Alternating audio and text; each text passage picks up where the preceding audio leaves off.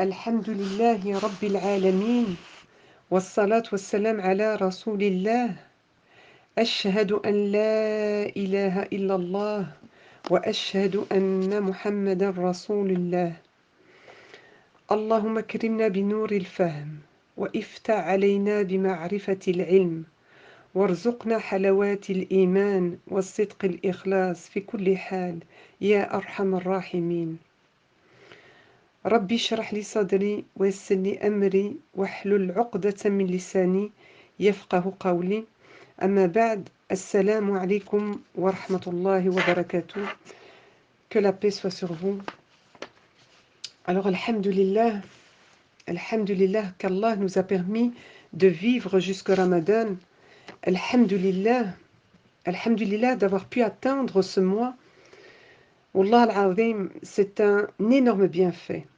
Et on se doit de louer et de remercier Allah subhanahu wa ta'ala. Alhamdulillah hamdan kathiran tayyiban mubarakan fih. Nous sommes dans le mois où nos du'as sont exaucés par la grâce d'Allah subhanahu wa ta'ala. Ramadan, c'est aussi le mois de l'affranchissement de l'enfer. Toutes les nuits, Allah subhanahu wa ta'ala a franchi des gens de l'enfer. Qu'Allah, par sa grande miséricorde, nous compte parmi les affranchis de l'enfer. Les jours, subhanallah al-adim, vous le voyez, vous le constatez tout comme moi, passent très vite. Nous sommes pratiquement à la moitié de Ramadan. Qu'est-ce que cela signifie? Ça veut dire qu'il faut absolument investir encore chaque minute, chaque seconde de notre temps dans ce qui plaît à Allah subhanahu wa ta'ala. Et on doit se réconcilier avec les adorations telles que le dhikr et les du'as. C'est le moment de multiplier les prières, c'est le moment de multiplier le dhikr, c'est le moment de multiplier les invocations. Allahumma ballighna laylatul qadr, la nuit du destin. Qu'Allah nous permette de vivre jusque laylatul qadr. Il faut s'empresser de revenir auprès d'Allah. Il faut vraiment s'empresser et lui demander pardon autant que possible. Allahumma innaka afoun tuhibbul afwa fa'fu anna. Dites cette dua dans vos sujoud autant que vous pouvez. Dites-la le plus souvent possible avec votre cœur. Nous sommes dans le mois du pardon. Demandons-lui sans cesse pardon pour toutes nos fautes, apparentes ou cachées. Et surtout pardonnons à nos proches, à notre entourage, afin que nous soyons pardonnés. Profitons de ce mois béni pour justement nous réconcilier. Si nous sommes là ensemble aujourd'hui, c'est pourquoi? Pourquoi aujourd'hui on est ensemble? C'est bien entendu pour purifier nos âmes, incha'Allah, pour nous rapprocher de notre Créateur, mais aussi en faisant des efforts pour lui montrer qu'on veut qu'il soit fier de nous, pour lui dire, Ya Allah, on veut rida, on veut ton rida, Ya Allah, on veut ta satisfaction, Ya Allah. Le rappel d'aujourd'hui a pour but de purifier nos âmes, bi'idni rahman, de nous rapprocher de lui, Azza wa Jal, et de prendre conscience de l'importance des du'as et surtout de connaître qui est celui que nous invoquons. Connais-tu celui que tu invoques? Écoute ce que Allah subhanahu wa ta'ala nous dit dans la sourate 59, versets 22 à 24. أعوذ بالله من الشيطان الرجيم بسم الله الرحمن الرحيم هو الله الذي لا إله إلا هو عالم الغيب والشهادة هو الرحمن الرحيم هو الله الذي لا إله إلا هو الملك القدوس السلام المؤمن المهيمن العزيز الجبار المتكبر سبحان الله عما يشركون هو الله الخالق البارئ المصور له الأسماء الحسنى يسبح له ما في السماوات والأرض وهو العزيز الحكيم. C'est lui, Allah, nulle divinité autre que lui, le connaisseur de l'invisible, tout comme du visible. C'est lui le tout miséricordieux, le très miséricordieux. C'est lui Allah, nulle divinité autre que lui, le souverain, le pur, l'apaisant, le rassurant, le prédominant, le rassurant, le prédominant, le tout-puissant, le contraignant, l'orgueilleux. Gloire à Allah. Il transcende ce qui lui associe. C'est lui Allah le Créateur, celui qui donne un commencement à toute chose, le formateur. À lui les plus beaux noms. Tout ce qui est dans les cieux et la terre le glorifie, et c'est lui le puissant, le sage. On doit vraiment prendre conscience qu'il est urgent d'avoir un lien solide avec Allah, Allah Azza wa Jal. Et ce lien se concrétise notamment par le dua, l'invocation. Car aujourd'hui, certaines personnes se posent des questions. Pourquoi je fais dua mais elles ne sont pas exaucées? Pourquoi est-ce qu'Allah n'exauce pas nos invocations? Les questions sont nombreuses. Et parfois, certains musulmans vivent justement dans le désespoir, car ils n'arrivent pas à répondre à ces questions. Pourquoi est-ce que Allah, subhanahu wa ta'ala, n'exauce pas nos du'as? Alors avant de parler de l'invocation, de l'importance de l'invocation, des fruits de l'invocation, il nous incombe, avant tout et à tous, de savoir qui est celui que l'on invoque. On demande à qui?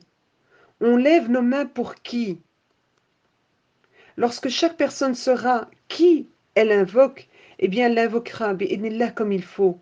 Elle invoquera Allah avec un cœur éveillé et non pas un cœur distrait, un cœur fatigué, un cœur endormi.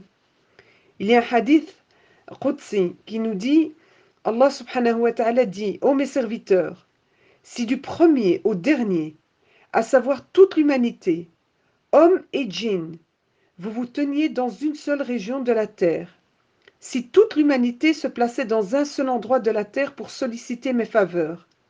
Ça veut dire qu'une personne parmi tous les habitants de la terre, du début jusqu'à la fin, une personne par exemple, elle demande 100 000 euros, 1 million d'euros, l'autre demande un diplôme, l'autre demande le mariage, l'autre demande une voiture, l'autre demande des enfants, l'autre un travail, l'autre a une maladie et elle demande à Allah subhanahu wa ta'ala d'être guéri. Si tous ces milliards de gens faisait des demandes à Allah subhanahu wa ta'ala, écoutez la suite. Écoutez ce que nous dit Allah subhanahu wa ta'ala. Et si j'accordais à chacun de vous sa demande, c'est-à-dire que si Allah azza wa jal exauçait l'invocation de tous les êtres qui ont vécu sur terre, du début à la fin, hommes et djinns, eh bien Allah subhanahu wa ta'ala nous dit, cela ne diminuerait en rien ce que je possède, pas plus que l'aiguille n'enlève quoi que ce soit à l'océan en y pénétrant. Est-ce qu'on réalise? Qui est celui que tu invoques? Tu invoques le Ghani, tu invoques le riche, tu invoques l'Aziz, le puissant, tu invoques le Mujib, celui qui exauce les invocations. Tu invoques le Malik, le Mu'izz, le Jabbar. Allah est Al-Karim, le très généreux, le très noble. Allah est Al-Wahhab, le donateur. Il suffit de lui demander. Mais pour demander à Allah subhanahu wa ta'ala, c'est un art. Car nombreux sont aujourd'hui ceux qui ont invoqué et qui n'ont pas eu de retour. Ils n'ont pas eu d'exaucement suite à leurs invocations. C'est pour ça qu'il faut à tout prix, avant de faire des invocations, savoir qui est celui que l'on invoque. Il nous faut connaître la puissance d'Allah. Est-ce que tu connais la puissance du divin? Est-ce que tu sais de quoi il est capable? Sais-tu à quoi ressemble sa richesse? L'univers entier éprouve la puissance d'Allah Azza wa Jal. Allah subhanahu wa ta'ala contrôle absolument tout. Est-ce que tu entends là ce que je te dis? Allah subhanahu wa ta'ala contrôle toutes les créatures. Il contrôle et domine les tyrans, les oppresseurs, ceux qui font du mal, les injustes, les injustes avec qui tu vis aujourd'hui. N'oublie jamais qu'Allah subhanahu wa ta'ala contrôle tout l'univers. Il contrôle ton conjoint.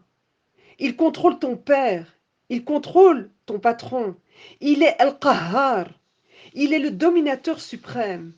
Écoute ce que Allah subhanahu wa ta'ala nous dit dans la sourate 42 au verset 12. بسم الله الرحمن الرحيم له مقاليد السماوات والأرض Il possède les clés des trésors des cieux et de la terre. Ça veut dire quoi? Qu'est-ce que cela veut dire? Que si tu as besoin de quelque chose, tu lui demandes à lui. Tout est entre les mains d'Allah subhanahu wa ta'ala. Tout, absolument tout. Les enfants que tu as, la famille que tu as, la situation dans laquelle tu es aujourd'hui, les biens que tu as, tout ce monde est sous le contrôle d'Allah subhanahu wa ta'ala. Celui qui donne, c'est qui? Qui donne? C'est Allah subhanahu wa ta'ala. Allah azza wa jal n'a pas besoin des créatures.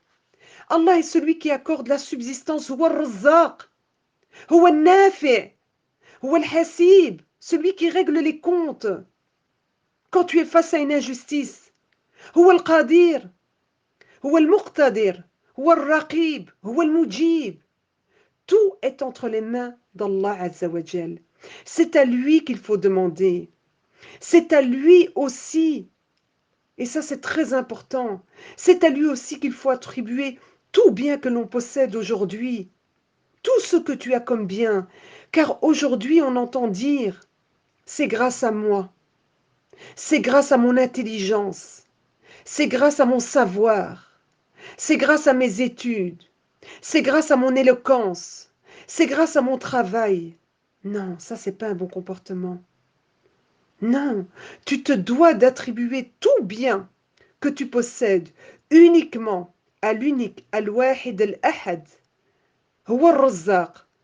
Allah subhanahu wa ta'ala nous dit dans la sourate 16 au verset 53, بسم الله الرحمن الرحيم وما بكم من نعمة فمن الله et tout ce que vous avez comme bienfait provient d'Allah. Alors faites très attention. Et ce conseil, je me le donne à moi la première, de ne pas tomber dans le ujb, dans l'orgueil, dans la vanité. Sois humble et dis plutôt وَمَا تَوْفِيقِي إِلَّا بِاللَّهِ.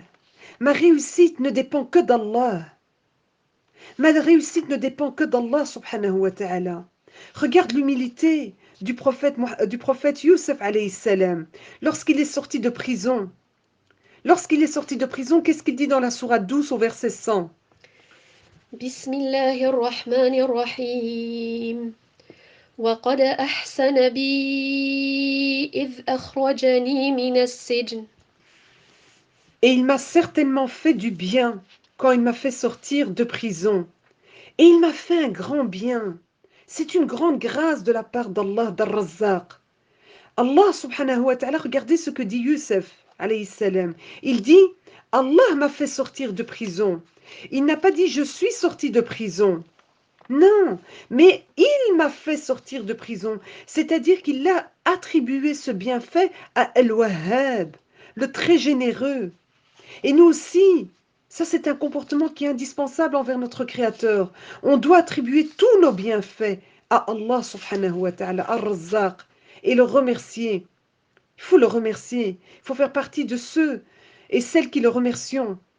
Ce n'est qu'avec la volonté d'Allah subhanahu wa ta'ala que tout se fait sur terre. Le soleil se prosterne, la lune, les étoiles, les animaux, l'arbre se prosternent pour Allah Azza wa Jal. Tout se prosterne pour Allah. Les anges se prosternent pour Allah Azza wa Jal. Il y a des milliers d'anges dans les cieux. Et la seule chose qu'ils font, c'est adorer Allah 24 heures sur 24. De même, le soleil adore Allah. La lune adore Allah. Les étoiles, les montagnes, les arbres, les animaux, même le tonnerre. Le tonnerre adore Allah. C'est ce qu'Allah nous dit dans la sourate 13, au verset 13. بسم الله الرحمن الرحيم ويسبح الرعد بحمده Le tonnerre le glorifie par sa louange. Allahu Akbar. Même le tonnerre le glorifie. Même les animaux se prosternent. Et subhanallah al-adim, on a aujourd'hui certains musulmans qui s'appellent Mohammed, qui s'appellent Khadija, qui s'appellent Fatima, qui s'appellent tous les noms que vous connaissez, subhanallah al-adim, mais qui malheureusement ne se prosternent pas encore pour notre Créateur. Alors on demande, en ce mois béni, le mois où les du'as sont exaucés, on lui demande de tout cœur, demandez Al-Hadi. Demandons à Al-Hadi de les guider vers la prière. Il faut leur demander, il faut lui demander. Et pour nous, de tous nous guider pour rester assidus à la prière, parce qu'on ne sait pas, rien n'est acquis.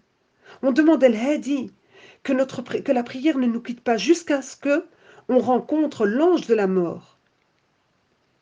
Subhanallah al-Hadim. Vous savez qu'Allah se met en colère contre celui qui ne l'invoque pas.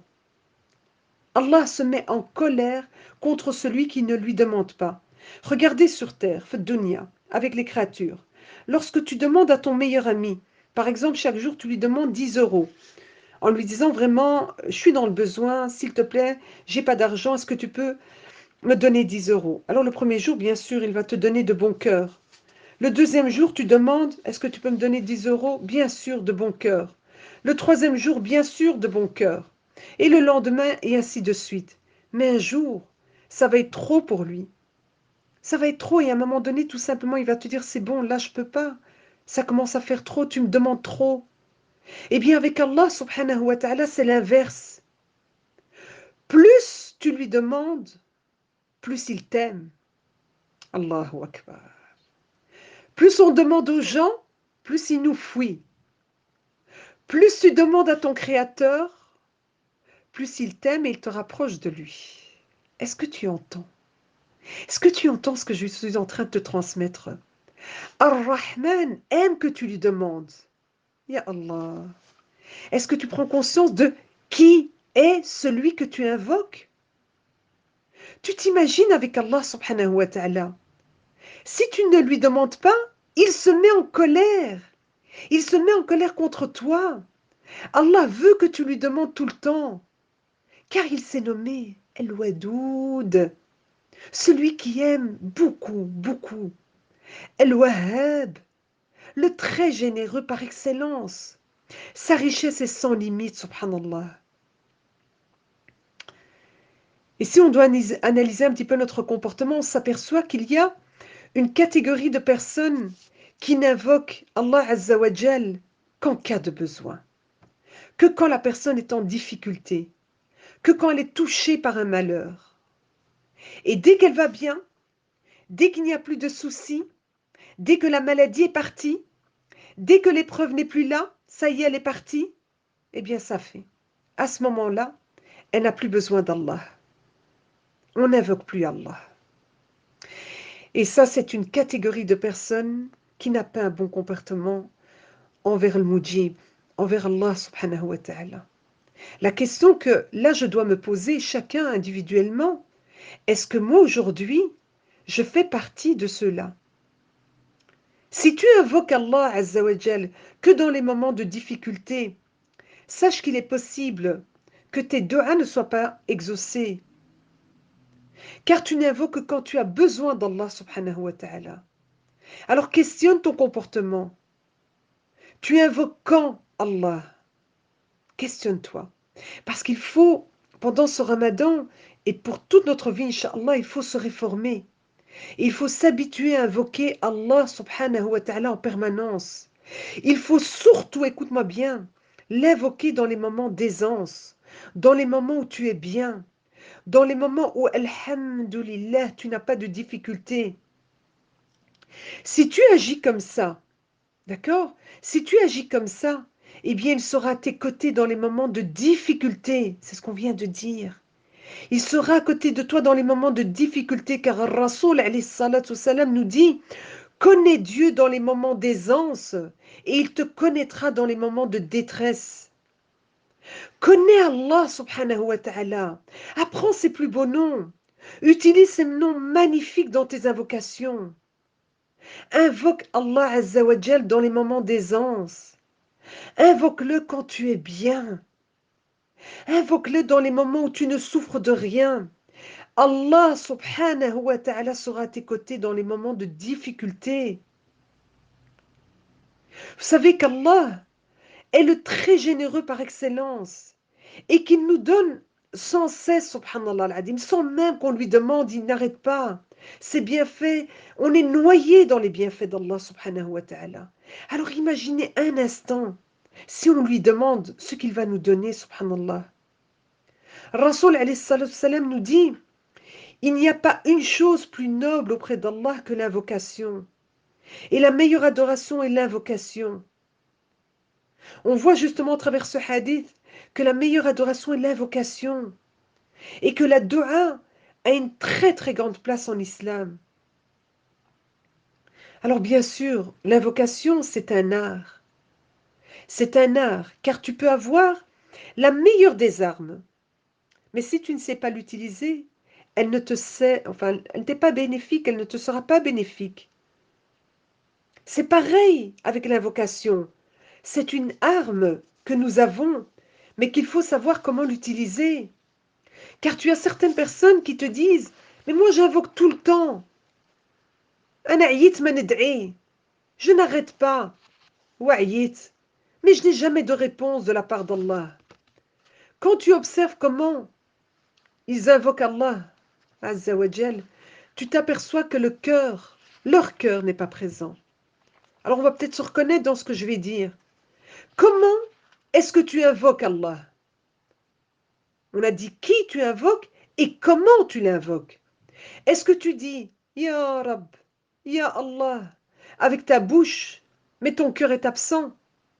Est-ce que tu dis Ya Rab, Ya Allah et en même temps tu parles à ton fils? Agi va faire ceci, Ya Rabbi, Ya Rabbi, Ya Rabbi. Agi Mohamed, viens, Fatima, regarde, apporte. Tu coupes ta dua avec la dunya. Pense à comment tu invoques. Est-ce que sincèrement tu vis la dua? On a cette arme, c'est vrai, mais on ne sait pas comment l'utiliser. Notre cœur est absent pendant les duas. Et malheureusement, c'est aujourd'hui notre plus grande faiblesse. Et c'est pour ça qu'aujourd'hui, on n'a pas de réponse à nos invocations. Le cœur est absent. La langue et le corps sont présents, mais le cœur est absent. Et après cela, on s'étonne qu'il n'y a pas de retour. Le problème vient de là. Et la plupart du temps, on s'aperçoit que notre cœur est absorbé par cette dunya. Même pendant nos duas, subhanallah al-adim, on ne parvient pas à rester connecté. On ne parvient pas à rester connecté à al-mujib. Wala hawla wala quwwata illa billah. Normalement, si on a compris, normalement un croyant, lorsqu'il invoque Allah subhanahu wa ta'ala, son cœur ressent quelque chose. Allah subhanahu wa ta'ala nous dit dans la sourate 22, au verset 34 et 35, بسم الله الرحمن الرحيم وبشر المخبتين الذين إذا ذكر الله وجلت قلوبهم et fais bonne annonce à ceux qui s'humilient, ceux dont le cœur frémisse quand le nom d'Allah est mentionné. Voilà, voilà comment on doit être. Comment doit être ton cœur? Voilà comment doit être ton cœur quand tu fais une invocation. Comment est ton cœur lorsque tu invoques? Dans quel état? Questionne-toi. Pense aux invocations que tu fais.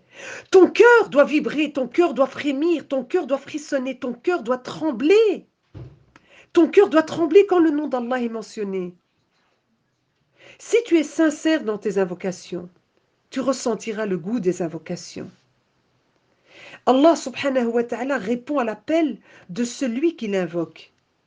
Et parmi les noms d'Allah, on a El-Mujib. El-Mujib qui signifie celui qui exauce les invocations. Et dans le Coran, dans l'histoire des prophètes, on a plein d'exemples. On a, subhanallah al-adim, le prophète Nuh lorsqu'il dit dans la sourate Al-Qamar, verset 10. بسم الله الرحمن الرحيم أني مغلوب فانتصر. Il invoqua donc son Seigneur. Moi je suis vaincu. Fais triompher ta cause.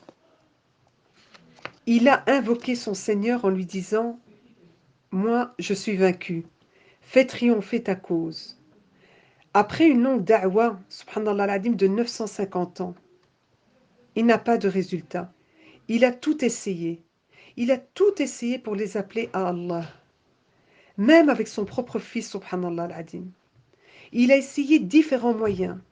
Ils ont tout fait, ils ont bouché leurs oreilles, ils ont été vraiment... Il a tout essayé, différents moyens. Et quand il n'en pouvait plus, quand il n'arrive plus, c'est fini. Il dit, je suis vaincu. Fais triompher ta cause. Il parle à ce moment-là à Allah avec quoi? Avec son cœur, c'est pas sa bouche qui parle. C'est véritablement un cri du cœur. Et nous aussi, parfois, on peut se retrouver dans cette situation. On a tout essayé, mais on n'y arrive pas.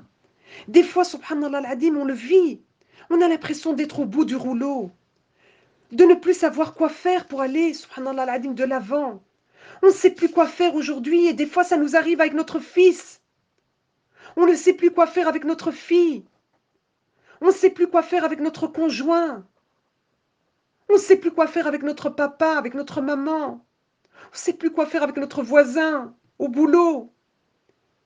Si aujourd'hui tu te retrouves dans cette situation, si tu vis actuellement une très grande détresse, parle-lui avec ton cœur et dis-lui, Ya Allah, j'ai besoin de toi.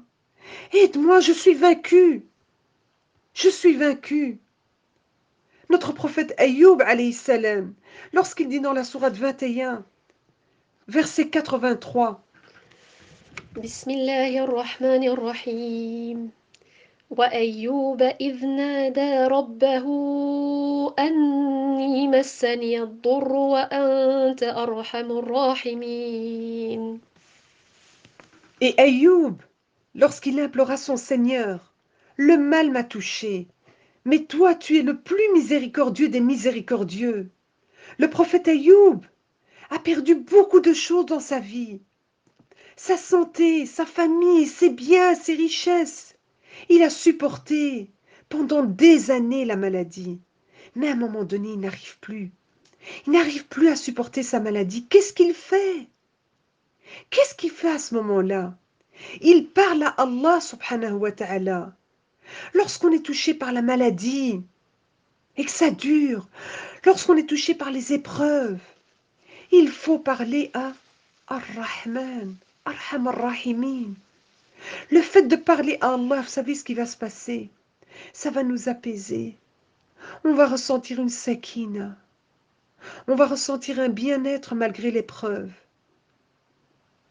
Ayoub alayhi salam nous apprend que l'une des plus belles adorations qu'on peut faire est de nous confier au divin, de nous confier à notre Créateur et de lui dire, de tout lui dire, de lui dire ce qu'on ressent.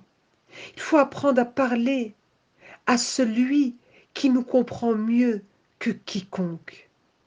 Parce que des fois, on parle avec notre maman, on lui dit, mais tu ne me comprends pas, maman. Des fois, on parle avec notre fils et on lui dit, mais tu ne me comprends pas. Des fois, on parle avec notre conjoint.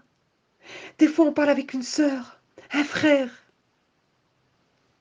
Parle avec celui qui te comprend mieux que quiconque.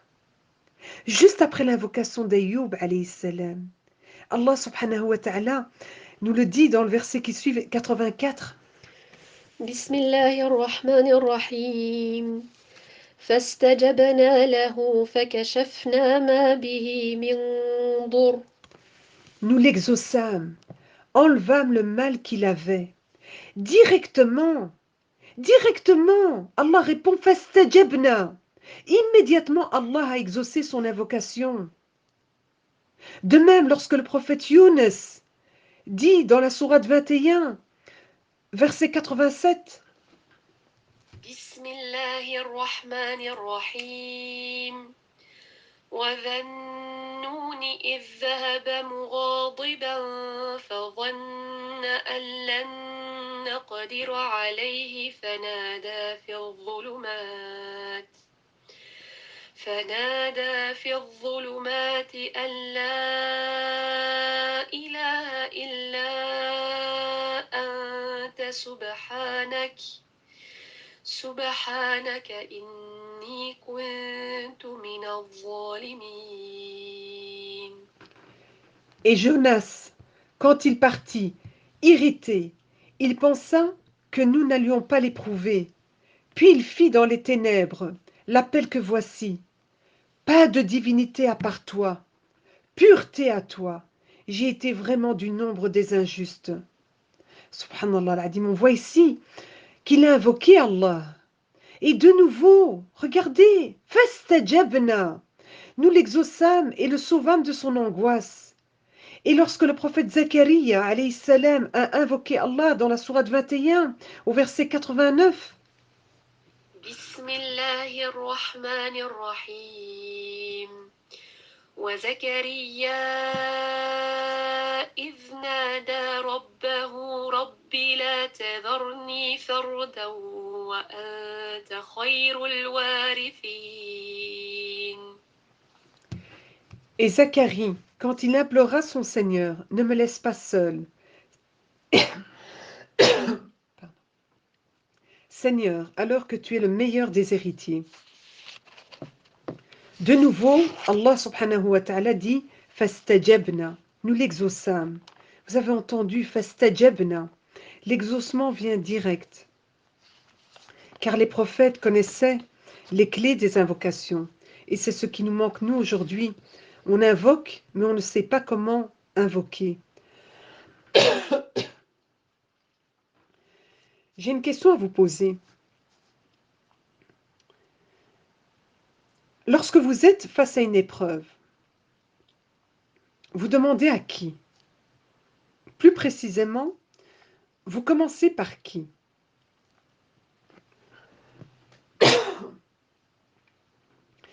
Imaginez-vous, vous êtes dans un bateau, au milieu de l'océan. Tout à coup, une tempête se lève. Est-ce que vous avez déjà subi dans votre vie des épreuves qui arrivent comme des tempêtes? C'est-à-dire plusieurs difficultés vous touchent en même temps. Les problèmes, subhanallah al-adim, se succèdent, arrivent les uns à la suite de l'autre, puis cela s'enchaîne, subhanallah. Subhanallah, quand la tempête arrive, nous sommes dans le bateau, la première réaction va être de rechercher secours auprès de la créature, donc de téléphoner aux gardes des côtes. Si cela ne marche pas, on va préparer le bateau de sauvetage. Si tous les bateaux de sauvetage sont endommagés, on va alors chercher la bouée de sauvetage. Et là, on se rend compte que les bouées de sauvetage sont perdues. Cet exemple que je viens de vous citer démontre que c'est uniquement lorsque toutes les solutions humaines sont épuisées que l'on va se tourner vers Allah subhanahu wa ta'ala. C'est là que nous allons dire « Ya Allah, sauve-moi ». Subhanallah al-Adim. Et nous, je vous ai posé la question, vers qui on se tourne en premier? En premier, lorsqu'une épreuve nous touche. Ça, c'est une question qui est primordiale. C'est une question très importante qu'on se doit de se poser. Pense à une épreuve. Tu as demandé à qui en premier? Alors écoutez-moi bien, cela ne veut absolument pas dire qu'on ne doit pas faire les causes, les asbab, non, pas du tout. Et que si par exemple vous êtes malade, que vous n'allez pas aller chez le médecin, ce n'est pas du tout le sens de ce propos. Par contre, écoutez bien, écoutez avec votre cœur. Cela démontre quelque chose d'extrêmement important. Cela nous démontre notre façon d'agir. Cela démontre vers qui on se tourne en premier lieu. Vers qui on se tourne en premier lieu et de qui on dépend. Comprenez? C'est ça en fait que ça démontre. Qui est en mesure de nous sauver de cette tempête? Est-ce que je pense sincèrement qu'un docteur peut me guérir? Que ce sont les médicaments qui me guérissent?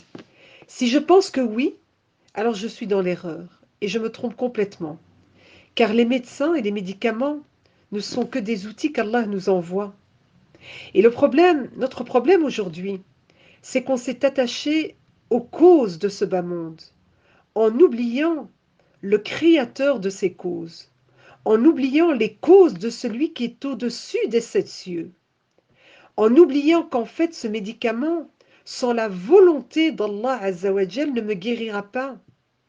Celui qui me guérit, celui qui me sauve, le véritable guérisseur, c'est Allah subhanahu wa ta'ala. Lorsque je suis dans ce bateau, au milieu de la tempête, et que j'ai épuisé toutes les solutions possibles, et que je ne vois plus d'issue, dans quel état d'esprit je suis? Comment je suis? En principe, on est désespéré quand il n'y a plus d'issue. L'état d'esprit dans lequel je me retrouve à ce moment précis, quand je n'ai plus personne vers qui me tourner, excepté Allah subhanahu wa ta'ala, eh bien, écoutez-moi bien. C'est là l'art d'invoquer. C'est là que je l'implore vraiment et sincèrement. C'est là où je m'humilie. Ce n'est pas seulement de l'humilité, subhanallah l'adim, qui m'habite à ce moment-là. C'est beaucoup plus fort. C'est encore plus fort que de l'humilité. C'est un sentiment de désespoir absolu envers tout, excepté envers Allah Azza wa Jal. Ce n'est qu'à ce moment-là, subhanallah al-adim, que notre cœur réalise enfin notre besoin intense d'Allah subhanahu wa ta'ala. Vous comprenez? Vous comprenez qu'il ne s'agit plus uniquement de faire comme nous faisons dans notre quotidien, une petite dua rapide, Ya Rabbi, ya, sans la présence du cœur. Vous comprenez qu'il ne s'agit plus uniquement d'une petite invocation vite faite? Non. Face à n'importe quelle situation dans laquelle Allah choisit de te mettre, ton premier réflexe, doit être d'aller vers l'Aziz, vers le Tout-Puissant, vers Al-Jabbar, celui qui domine et contraint, vers Malikul Mulk, le maître du pouvoir, vers Dhul Jalali wal Ikram, le détenteur de majesté qui mérite d'être exalté. Malheureusement, nous, notre problème, c'est que on va d'abord demander aux gens. Au premier, c'est les gens. Dès qu'il nous arrive quelque chose, subhanallah al-adim, on va même parfois, et ça c'est encore plus grave, et qu'Allah nous en préserve, on va se plaindre d'Allah aux gens. Dès qu'on a un problème, on va voir notre maman, notre papa, nos frères, sœurs, des personnes, et on va se plaindre. Regarde la facture. Regarde-moi mon conjoint. Moi, j'en peux plus de lui. J'en peux plus de cette fille. Toujours la même chose. Sa chambre n'est jamais rangée. Dépasse. L'épreuve, subhanallah al-adim. Dès qu'on est touché par l'épreuve, dès qu'on est touché par la maladie, dès qu'on est touché par une difficulté, dès qu'on est touché par un souci, dès qu'on est touché par quoi que ce soit, subhanallah al-adim, eh bien, on va chez les gens. Dès qu'on est touché d'une épreuve, Allah a décidé de t'éprouver dans une chose. Subhanallah al-adim. Allah, lui, décide de t'éprouver dans cette chose-là. Et toi, qu'est-ce que tu dis? Toi, tu dis, regarde ce qui m'arrive. Allez, je mérite quand même pas ça. Moi, je comprends pas, je mérite aussi d'être heureux. Mais le bonheur, il est en toi. Mais tu cherches ton bonheur ailleurs. Pourquoi ça m'arrive à moi? Pourquoi Allah me fait ça à moi? Ça s'appelle, hein, écoutez ces paroles. Pourquoi je suis privée de bien alors que les gens l'ont? Pourquoi Allah me fait ceci à moi? Pourquoi je n'ai pas d'enfant? Pourquoi je ne suis pas mariée? Pourquoi je n'ai pas de travail? Pourquoi? Pourquoi ceci? Pourquoi? Se plaindre à Allah est une ibadah, c'est une adoration qui est aimée d'Allah subhanahu wa ta'ala. Se plaindre d'Allah de notre Créateur fait partie des plus grands péchés de l'islam. Donc il faut faire très attention. Il faut faire très attention et se repentir au plus vite. Si tel est notre comportement, il faut dès maintenant se repentir auprès de Tawwab.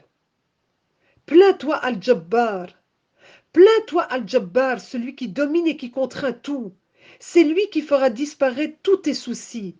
Car seul Allah subhanahu wa ta'ala a la capacité de t'enlever ces épreuves. Si un malheur te touche, nul ne peut te l'enlever comme nous le dit Allah subhanahu wa ta'ala. Écoute ces ayats qu'on récite avec attention. Il faut que ton cœur frémisse. Il faut que ton cœur écoute cette ayat. Écoute la ayat de la sourate 10, de la sourate 6, pardon, verset 17. Comment Allah peut t'enlever? Écoute bien. بسم الله الرحمن الرحيم وإن يمسسك الله بضر فلا كاشف له إلا هو Et si Allah fait qu'un malheur te touche, nul autre que lui ne peut l'enlever. Subhanallah al-Adim. Mais on ne comprend pas les sagesses d'Allah. On ne réalise pas sa grande rahma. Parce que parfois, Allah, par sa grande miséricorde, par son immense rahma, fait quelque chose d'incroyable. Il nous met dans une situation. Imaginez que vous avez un problème. Vous allez demander de l'aide à une personne, mais cette personne n'est pas présente pour vous. Vous allez chercher un docteur, vous allez par exemple chez un docteur, ou vous allez courir à gauche, à droite, par ici, par là, mais vous ne trouvez personne pour vous aider dans une situation. Toutes les portes se ferment, les unes après les autres. Est-ce que cela vous est déjà arrivé? Est-ce que vous avez déjà vécu cette situation quand dans les plus difficiles moments de votre vie, dans les pires moments de votre vie, vous essayez par tous les moyens de trouver quelqu'un qui puisse vous aider et vous ne trouvez personne. Personne n'est là pour vous aider. Je pense, wallahu a'lam, qu'on a tous vécu cela au moins une fois dans notre vie. Qu'on ne trouve personne pour nous aider lorsqu'on a le plus besoin. Eh bien, vous savez, subhanallah, quand vous avez désespérément dans le bateau besoin de votre gilet de sauvetage et qui ne fonctionne plus, au moment où vous avez le plus besoin de votre ami, au moment où vous avez le plus besoin du docteur ou de quoi que ce soit, c'est là que vous ne trouvez plus personne. Pourquoi? Pourquoi Ar-Rahman, il s'est nommé Ar-Rahman, sa miséricorde englobe tout. Pourquoi Ar-Rahman nous fait subir cela? Eh bien, regardez, c'est une façon pour Allah subhanahu wa ta'ala de nous diriger vers lui, afin que l'on comprenne, et plus encore, qu'on prenne conscience que lui seul peut nous aider, et non pas les asbab, non pas les causes. Est-ce que vous avez déjà, par rapport aux causes, essayé de vous tirer seul d'une situation? Dans un premier temps, vous essayez seul, et puis quand cela ne fonctionne pas, qu'est-ce que vous faites? Eh bien, à ce moment-là, oui, on se tourne enfin vers Allah subhanahu wa ta'ala. Et à ce moment-là, on se tourne, vous savez comment? Pas la petite dua de 30 secondes. Non, non. Là, c'est par sa pure miséricorde il nous ferme toutes les portes. Parce que là, on va enfin se tourner vers Allah d'une manière intense. Et sans cette difficulté, sans cette épreuve, sans toutes ces portes qui qui se sont fermées, on ne l'aurait pas fait. On se rapproche le plus d'Allah subhanahu wa ta'ala dans les moments les plus durs de notre vie. Pourquoi? Parce que quand nous sommes dans un état de besoin intense, c'est là que nous sommes le plus proche d'Allah. C'est là qu'on prend conscience de, écoutez-moi bien, c'est le thème d'aujourd'hui, de qui nous invoquons. Qui est celui que nous invoquons? On a des malheurs aujourd'hui. On a été touché par des malheurs. On vit des malheurs. Ou peut-être on vivra des malheurs. À qui on doit demander de l'aide en premier? À Allah. C'est le seul qui peut me les enlever. Lis et relis la ayah 17 qu'on vient de citer. Lis-la. Comprends-la. Médite-la. Vis-la dans ton quotidien parce qu'on est toujours éprouvé, subhanallah al-adim. Imprègne-toi de ce verset. Il faut que cette ayah, tu l'imprègnes dans ton cœur. Nul autre que lui ne peut m'enlever ce malheur. Nul autre que lui, la situation là que je vis aujourd'hui, ne peut m'enlever ces épreuves. Wallah al-azim, que les créatures ne peuvent rien. C'est uniquement lui, al-wahid al-qahhar. C'est uniquement lui, al-wahid, l'unique, al-alim, l'omniscient, al-matin, le robuste, qui peut faire disparaître ces épreuves. Il faut qu'on prenne conscience de cela. Vis avec cette ayah, c'est indispensable. Transmets-la autant que tu peux. Allah subhanahu wa ta'ala nous dit dans la sourate 2, verset 186. Bismillahir Rahmanir Rahim. وإذا سألك عبادي عني فإني قريب أجيب دعوة الداع إذا دعان. Allah subhanahu wa ta'ala dit, et quand, dans le sens de la traduction bien sûr en français, et quand mes serviteurs t'interrogent sur moi, alors je suis tout proche. Je réponds à l'appel de celui qui me prie quand il me prie. Est-ce qu'on ressent tout l'amour d'Allah subhanahu wa ta'ala envers nous? Est-ce que vous ressentez cette rahma d'Allah subhanahu wa ta'ala à notre égard? Cet amour intense. Allah azza wa jal dit au prophète, sallallahu alayhi wa sallam, je suis tout proche. Je réponds à l'appel de celui qui me demande. Ce verset nous touche, subhanallah al-adim. Ce verset place dans notre cœur un apaisement. Quand ça ne va pas, quand tu ne vas pas bien, lis avec ton cœur ce verset. Pas une fois, 10 fois, 20 fois, 50 fois, 100 fois, 1000 fois. Il faut que ce verset fasse qu'à travers cette ayah, ton cœur s'apaise. C'est un baume au cœur. C'est un véritable baume au cœur, à notre cœur. Chaque fois que les compagnons ont interrogé le prophète sallallahu alayhi wa sallam sur un sujet, la réponse venant d'Allah subhanahu wa ta'ala commençait tout le temps par dit.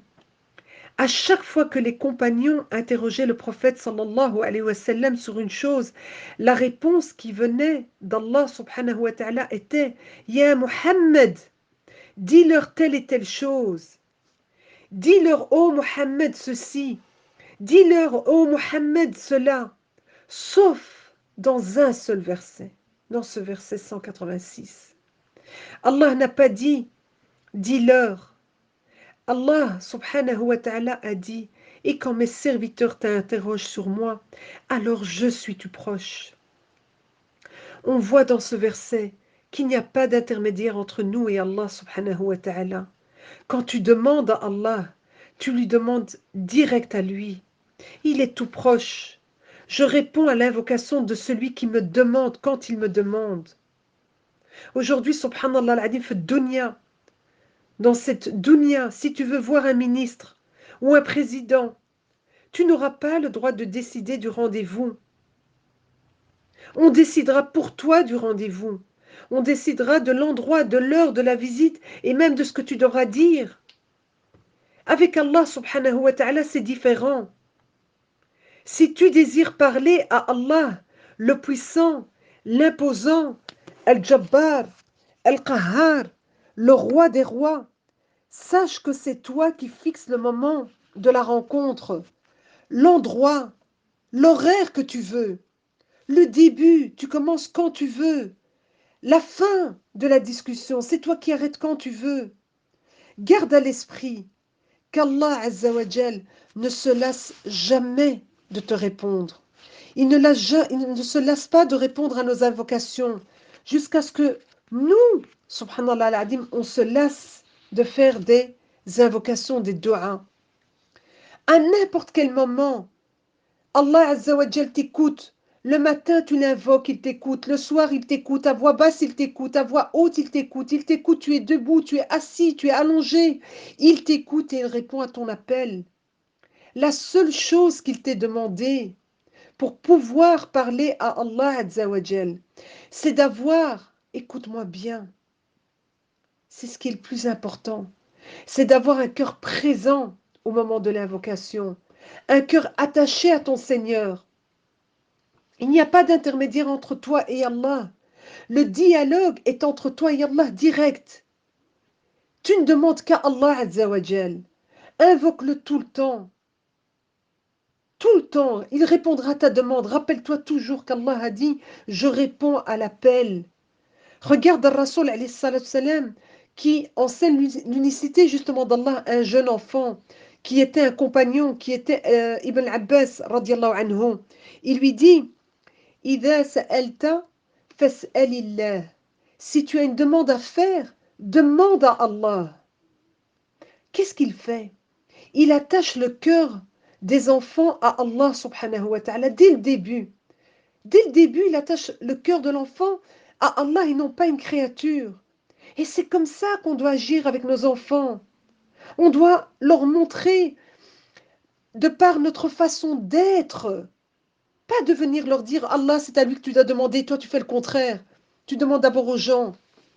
On doit leur montrer, de par notre façon d'être, que c'est vers Allah subhanahu wa ta'ala qu'on se dirige. C'est à notre Créateur qu'on demande. Il faut qu'on soit un modèle pour nos enfants. C'est très important et dès leur plus jeune âge. Il faut qu'ils nous voient avec cette certitude qu'il répond à nos demandes. Ils doivent nous voir nous diriger immédiatement. Fastajabna, regardez les prophètes, subhanallah al-adim, directement nous diriger vers la plus grande force qui puisse exister dans l'univers. Il faut relier leur cœur, le cœur de nos enfants, dès le plus bas âge. Il faut relier nos cœurs à nous. Il faut les relier à Rabbul Alamin. Ça, c'est très important. Cet enseignement, il faut vraiment le méditer. L'invocation, c'est une rahma, c'est une miséricorde. Il ne faut pas s'en priver. La première solution à nos problèmes, la première avant quoi que ce soit, c'est ad-du'a. Et nous, on la met à la fin. Nous, c'est la dernière. C'est une arme. C'est l'arme la plus efficace que l'on possède.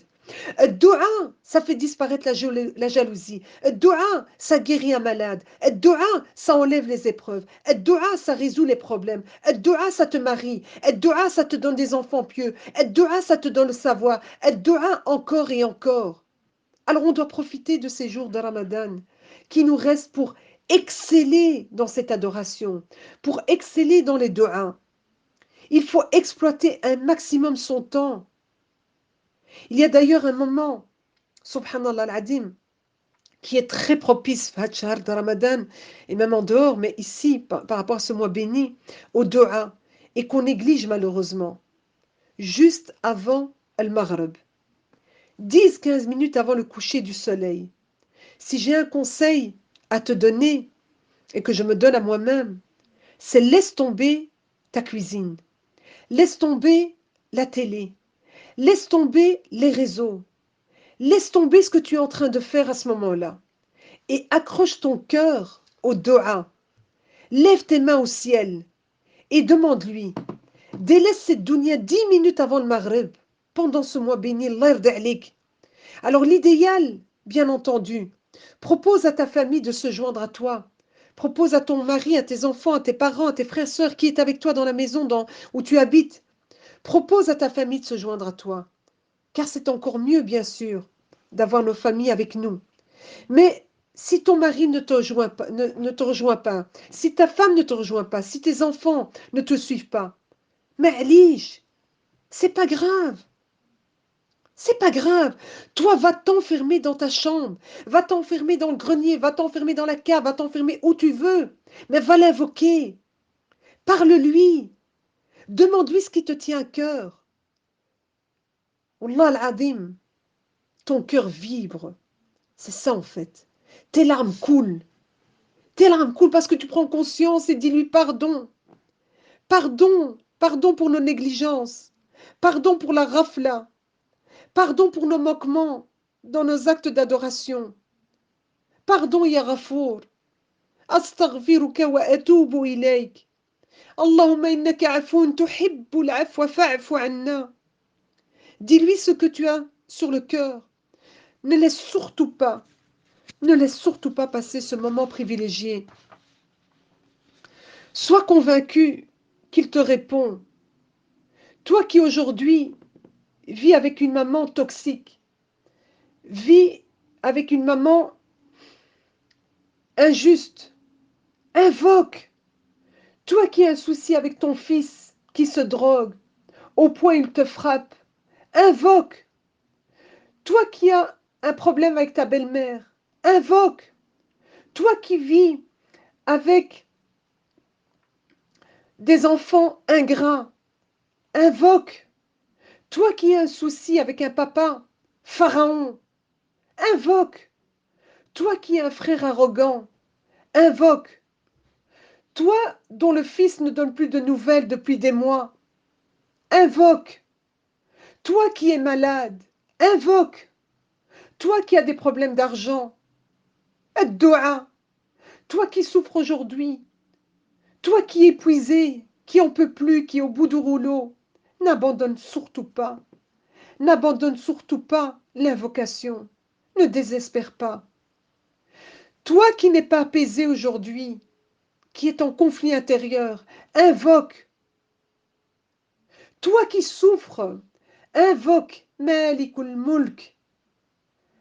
Invoque le Tout-Puissant. Invoque celui qui te dit que c'est le seul à te retirer tout ce mal.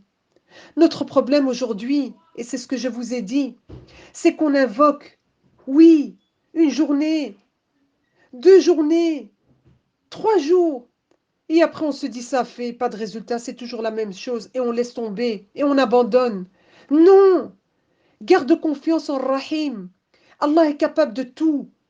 Écoute-moi bien, le mot impossible n'existe pas avec le Qadir, le capable de tout. Invoque-le. Fais confiance à l'Wakil. Confie-lui ton cœur. Confie ton cœur à l'Wakil.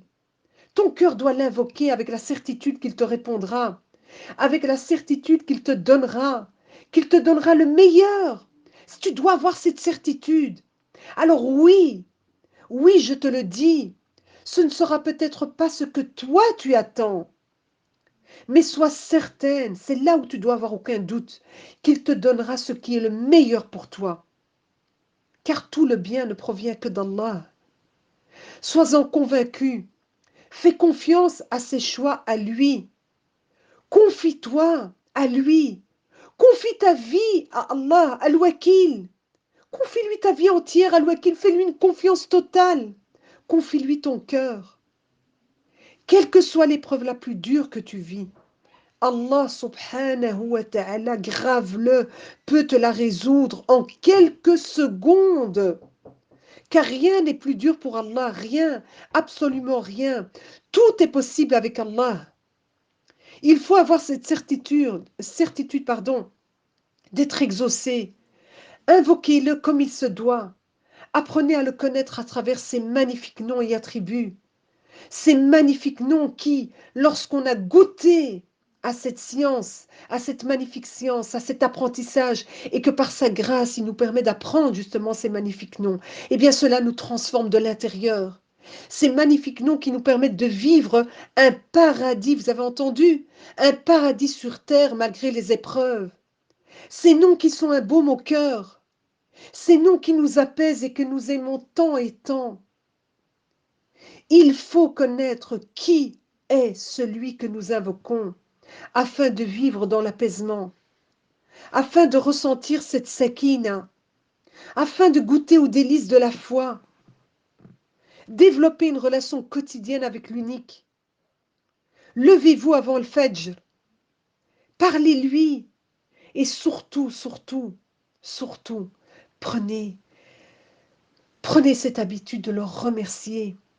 Remerciez, Alhamdulillah. Alors je vais conclure et on terminera par les du'a, Inch'Allah. Pour conclure, j'espère qu'à travers ce modeste rappel qu'Allah subhanahu wa ta'ala nous a permis de faire par sa grande grâce, on réalise la grandeur du Tout-Puissant et on prend conscience, bien sûr, de l'importance des du'a et qu'on a appris peut-être un petit peu plus, wallahu a'lam, de qui est celui que nous invoquons. N'oubliez jamais que le Mujib aime qu'on insiste dans nos du'a. Donc ne soyons pas fainéants. Il faut continuer, persévérer, persévérer, persévérer, ne jamais abandonner, ne jamais désespérer. Ne négligez pas non plus les règles de bienséance à avoir envers le divin. Et alors faites en sorte de respecter les conditions à l'exaucement de nos du'a. Notamment le fait, je vais vous donner 4 points. Le premier point, c'est d'être convaincu que le Mujib va nous exaucer. Il faut à ce niveau-là que tu aies une confiance absolue en Allah, 100%, sans aucun doute. Tu ne dois pas avoir l'ombre d'un doute. Deuxième point, l'humilité et la présence de notre cœur pendant les du'a. C'est indispensable. Le troisième, et ça nous fait aussi défaut, ne pas être pressé. Parce qu'Allah, subhanahu wa ta'ala, à travers l'épreuve, nous éduque à la patience, donc il ne faut pas être pressé. Et le quatrième point, se nourrir du licite. Wallahu a'lam. On clôture avec les du'a. Dites Amin. Subhanakallahumma wa bihamdik. Ashhadu an la ilaha illa ant. Astaghfiruka wa atubu ilayk. Barakallahu fikum.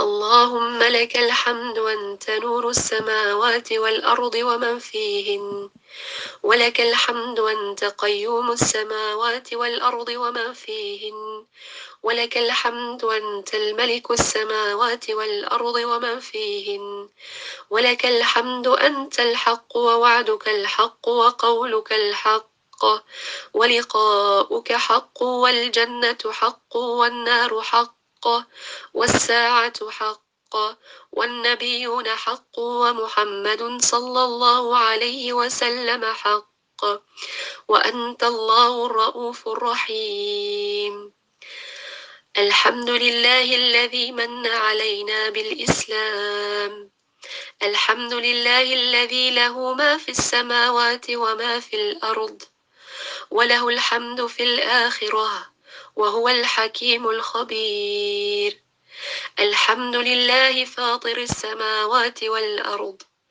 الحمد لله الذي أنزل على عبده الكتاب ولم يجعل له عوجا الحمد لله الذي لم يتخذ صاحبة ولا ولدا ولم يكن له شريك في الملك ولم يكن له ولي من الذل وكبره تكبيرا اللهم لك الحمد كله وإليك يرجع الأمر كله علانيته وسره فحق أنت أن تعبد وحق أنت أن تحمد وأنت على كل شيء قدير سبحان الله عدد ما خلق سبحان الله مل ما خلق سبحان الله عدد ما في السماوات وما في الأرض سبحان الله عدد ما أحصى كتابه سبحان الله عدد كل شيء سبحان الله مل كل شيء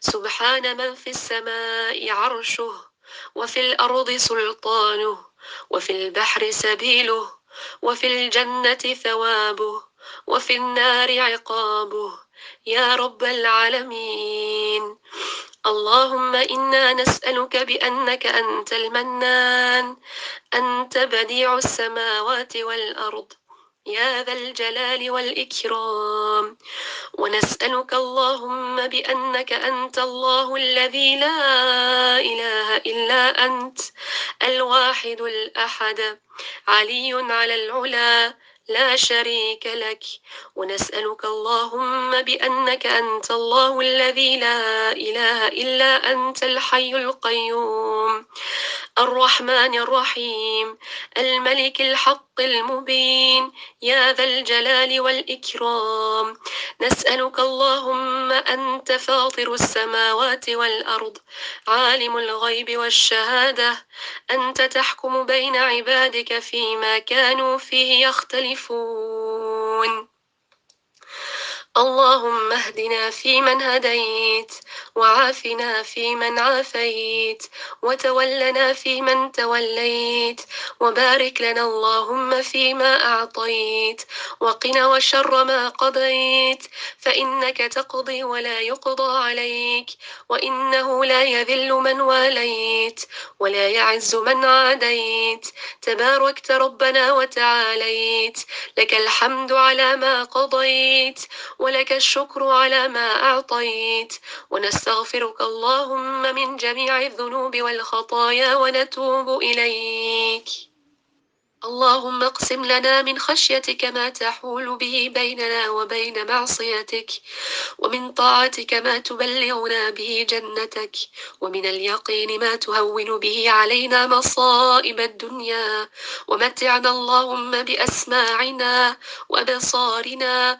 وقواتنا ما أبقيتنا واجعله الوارث منا واجعل ثأرنا على من ظلمنا وانصرنا على من عادانا ولا تجعل مصيبتنا في ديننا ولا تجعل الدنيا أكبر همنا ولا مبلغ علمنا ولا إلى النار مصيرنا واجعل الجنة هي دارنا ولا تسلط علينا بذنوبنا من لا يخافك فينا ولا يرحمنا اللهم إنا نسألك باسمك العظيم الذي إذا دعيت به أجبت وإذا سئلت به أعطيت وباسمك الحسنى كلها ما علمنا منها وما لم نعلم اللهم إنا نسألك بنور وجهك الكريم الذي أشرقت له السماوات والأرض وباسمك العظيم الذي إذا دعيت به أجبت وإذا سئلت به أعطيت أن تقبلنا في هذه الساعة أن تقبلنا في هذه الساعة وترضى عنا رضا لا سخط بعده أبدا يا رب العالمين اللهم رب الناس أذهب الباس اشف أنت الشافي اشف أنت الشافي اشف أنت الشافي لا شفاء إلا شفاؤك شفاء لا يغادر سقما يا رب العالمين اللهم اغفر لجميع موتى المسلمين الذين شهدوا لك بالوحدانية ولنبيك بالرسالة وماتوا على ذلك اللهم اغفر لهم وارحمهم وعافهم واعف عنهم وأكرم نزلهم ووسع مدخلهم واغسلهم بالماء والثلج والبرد ونقهم من الذنوب والخطايا كما ينقى الثوب الأبيض من الدنس يا رب العالمين اللهم أعنا على صيام رمضان اللهم أعنا على صيام رمضان إيمانا واحتسابا وأعنا على قيام ليلة القدر إيمانا واحتسابا اللهم لا تخرجنا من رمضان إلا بذنب مغفور وسعي مشكور وعمل متقبل مبرور وتجارة لن تبور اللهم اغفر لنا فيه كل قبيح سلف وكان وأعتق رقابنا من النار اللهم إنا نسألك بأسمائك الحسنى وصفاتك العلى أن تعتق رقابنا من النار اللهم أعتق رقابنا ورقاب آبائنا وأمهاتنا وأزواجنا وذرياتنا وجميع المسلمين من النار اللهم ارزقنا ليلة القدر اللهم ارزقنا ليلة القدر اللهم ارزقنا ليلة القدر اللهم ارزقنا في رمضان يسرا ليس بعده عسر وارزقنا سعادة ليس بعدها شقاء وارزقنا غنى ليس بعده فقر وارزقنا قوة ليس بعدها ضعف يا رب العالمين اللهم إنك عفو تحب العفو فاعف عنا. اللهم إنك عفو تحب العفو فاعف عنا. اللهم إنك عفو تحب العفو فاعف عنا. فاعف عنا فاعف عنا يا رب العالمين. اللهم اجعل مجمعنا هذا مجمعا مرحوما، وتفرقنا بعده تفرقا معصوما، ولا تجعل فينا شقيا ولا محروما. اللهم تقبل منا إنك أنت السميع العليم، وتب علينا إنك أنت التواب الرحيم. فاغفر لنا ولوالدينا ولوالد والدينا ولجميع المسلمين. اللهم صل وسلم وبارك على حبيبنا ورسولنا محمد.